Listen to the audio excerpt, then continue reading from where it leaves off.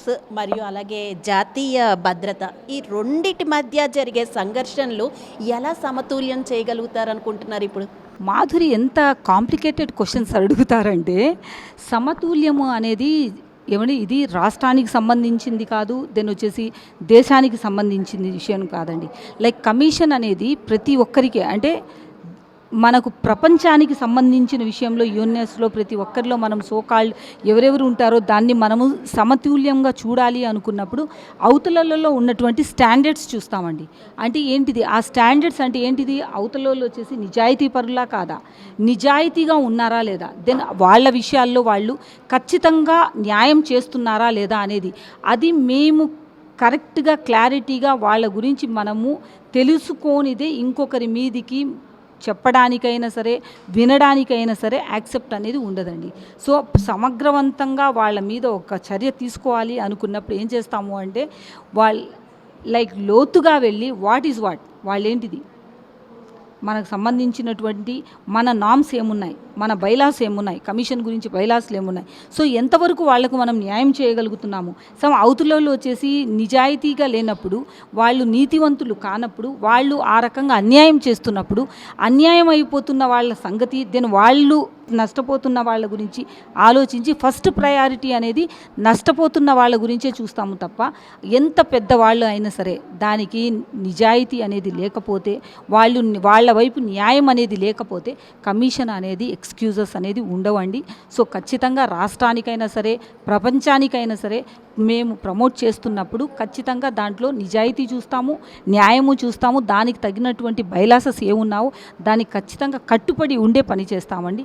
Otherwise దానికి encourage అనేది ఉండదు.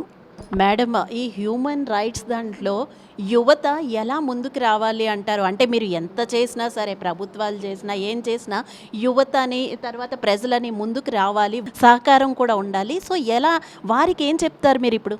ఖచ్చితంగా ఏంటంటే యూత్ ఇందులో పాల్గొనాలండి. సో దానికోసమే నేను ఇంతకుముందే మీకు చెప్పాను, అవేర్నెస్ ప్రోగ్రామ్స్ అనేది ఖచ్చితంగా ఇస్తామనేసి.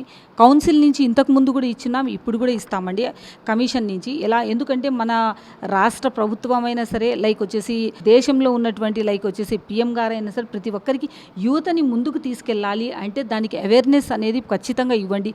ప్రతి ఒక్క విషయంలో, స్టడీ విషయంలో అయినా సరే, స్కిల్స్ విషయంలో అయినా సరే, లైక్ వచ్చేసి వాళ్ళ డిసిప్లిన్లో అయినా సరే, లైక్ ఎడ్యుకేషన్లో అయినా సరే, లైక్ వచ్చేసి వాళ్ళకు ఉన్నటువంటి అంటే నాలెడ్జ్లో అయినా సరే, వాళ్ళకున్న టాలెంట్లో అయినా సరే ప్రతి ఒక్క దాంట్లో అవేర్నెస్ అనేది ఇవ్వండి అంటున్నారండి.